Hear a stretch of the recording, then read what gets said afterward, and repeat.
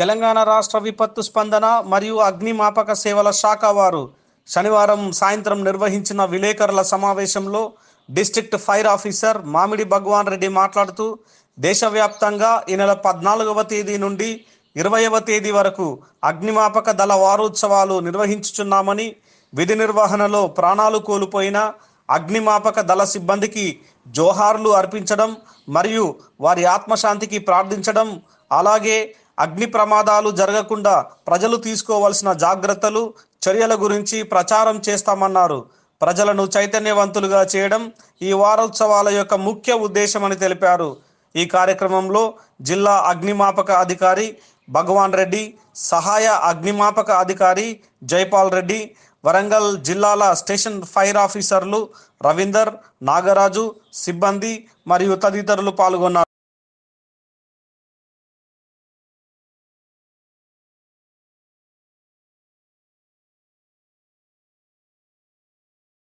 చెప్పదలుచుకున్నాను.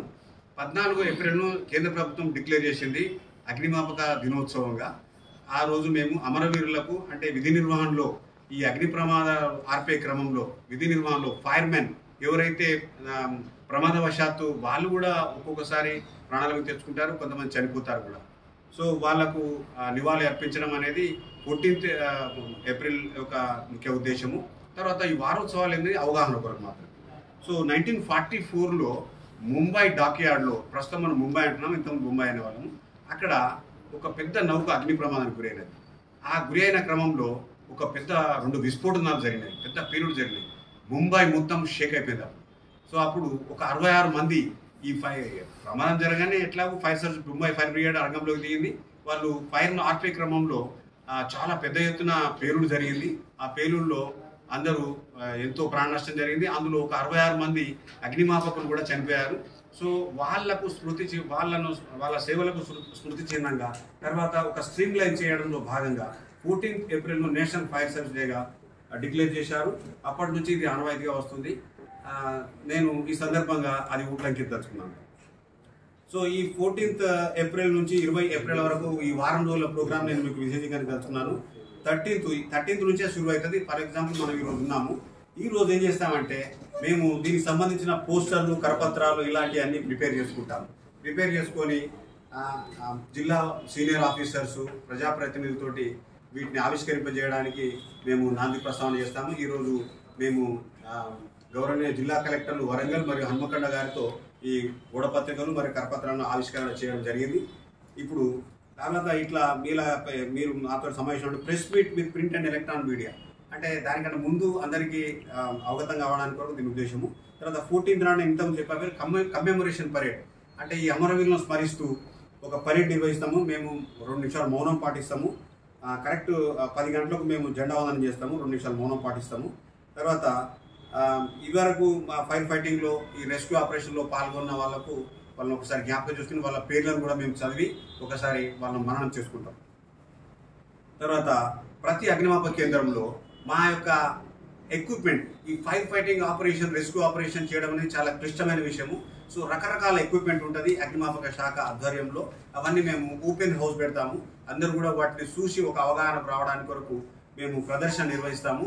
For example ప్రతి అగ్నిమాపక కేంద్రం నిర్వహించాము. ఇప్పుడు మీరు ఈ సమావేశం తర్వాత కూడా మీరు కొన్ని పిక్చర్స్ తీసుకోవచ్చు. మేము ఆల్రెడీ మా గ్యాలరీలో ఏర్పాటు చేశాము. తర్వాత ఈ వెల్ఫేర్ కూడా ముఖ్యం కాబట్టి కొన్ని చందాలు వసూలు చేయడం, పిన్ ఫ్లాగ్స్ అని ఇంతకు సప్లై అయ్యేవి. ఇప్పుడు అంతా హైటెక్ అయిపోయింది, అంతా ఫోన్పే వచ్చేసింది, నెట్ బ్యాంకింగ్ వచ్చేసింది. ఇవంతా పాత అనువైతే ఉన్నది. పిన్ ఫ్లాగ్స్ అంటే అందరికి పిన్ ఫ్లాగ్ ఇచ్చేసి 2 రూపాయలు 3 రూపాయలు ఇట్లా మేము జమ చేసేవాళ్ళం ఊరంతా తిరుగుకుంటా. ఇప్పుడు అది మూట అయిపోయింది, అది కొద్దిగా ఎరగబడిపోయింది, కానీ మా లిస్ట్లో మాత్రం ఉండిపోయింది అది.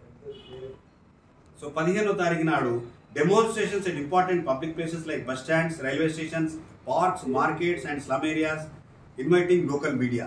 మేము డెమోన్స్ట్రేషన్ ఇస్తాము. అంటే మాకున్న శక్తి సామర్థ్యాలు ఏంటి, మా జట్టు ఎంత ఎత్తుపోతుంది, అసలు మా జట్టు మా మెన్ను పనితనం ఏంటిది, ఇది చూపించే ప్రయత్నం చేస్తాము.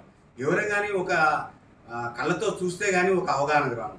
సో అందులో భాగంగా ఇలాంటి డెమోన్స్ట్రేషన్స్ నిర్వహించబోతాం. తర్వాత మేము కొన్ని షార్ట్ ఫిల్మ్స్ కూడా తయారు చేస్తాము స్టూడియోలో. ఫర్ ఎగ్జాంపుల్ హైరైజ్ బిల్డింగ్స్లో ఎలా సేఫ్టీ ఉండాలి, హాస్పిటల్స్లో ఎలా సేఫ్టీ ఉండాలి, ఒక స్కూల్లో ఎలా సేఫ్టీ ఉండాలి అన్నది మేము పిక్చరైజ్ చేస్తాము.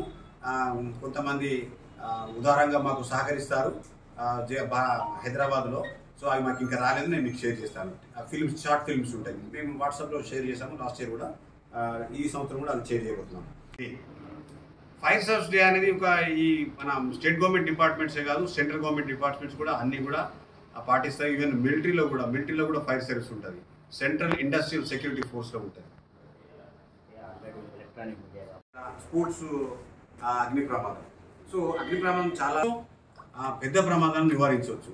ఈ అవగాహన యొక్క ప్రాధాన్యత అంత ఉంది కాబట్టి ఈ వారం రోజులు కూడా ఈ అగ్నిమాపక వారోత్సవాల్లో భాగంగా మేము మా వంతు ప్రయత్నం చేసి నష్ట నివారణకు, ప్రాణ నష్ట నివారణకు కూడా దోహదం చేస్తామని నేను భావిస్తున్నాను. నేపథ్యం ఉంది ఈ అగ్నిమాపక వారోత్సవాలు ఎందుకు వచ్చినవి. తర్వాత 14 ఏప్రిల్, ప్రతి సంవత్సరం కూడా 14 ఏప్రిల్ను